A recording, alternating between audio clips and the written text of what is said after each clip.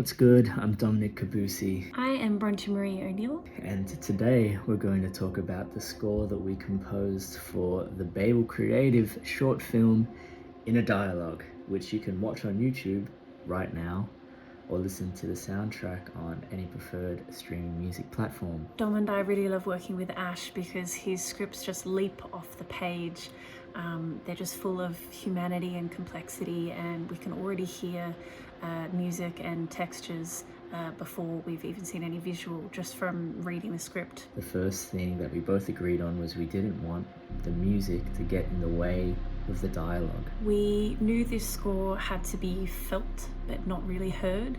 We wanted it to merge in with the natural sounds of the wind, the leaves, the water of the setting, underscoring the emotions using mostly texture and simple cyclical melodies that give small shifts, but that didn't really take away from the dialogue, because the dialogue is really bouncing back and forth in its own beautiful musical way. We did want to make the score feel like water. We wanted it to feel like air. We wanted to feel like we were in this place, in this present moment. So much time between the past, the now, and the future, but somehow all culminated into space, culminated into nothing.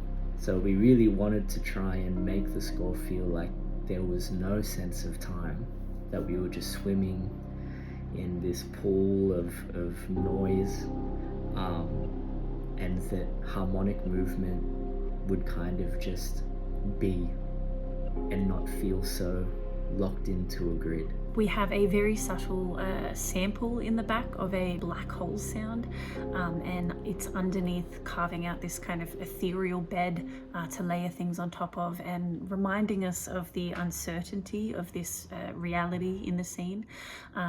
We pair that with a live rain drum, which we muted with a box so that it was a little bit of extra distance, and this gave a movement and a humanity as well as blending into the onset sound. We also purchased a steel tongue drum and moved between this and a distant piano sound for the melodies throughout.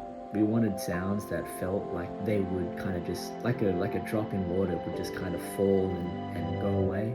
The rain drum obviously has that effect that kind of doesn't have any time anyway.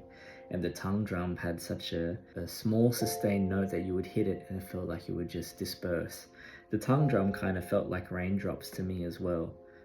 So I guess ultimately everything kind of came back to wanting it to feel like how a drop feels in water. In terms of references for this score, we looked at Trent Reznor and Atticus Ross's amazing work on the film Soul, and one of our very favourite composers, Thomas Newman's work on Passengers, and how both of those composers really played again with the heavier kind of synth sounds and also the more fragile human light sounds, and how they play darkness and light throughout those cues all at once. All right, there you go. Thanks for hanging with us.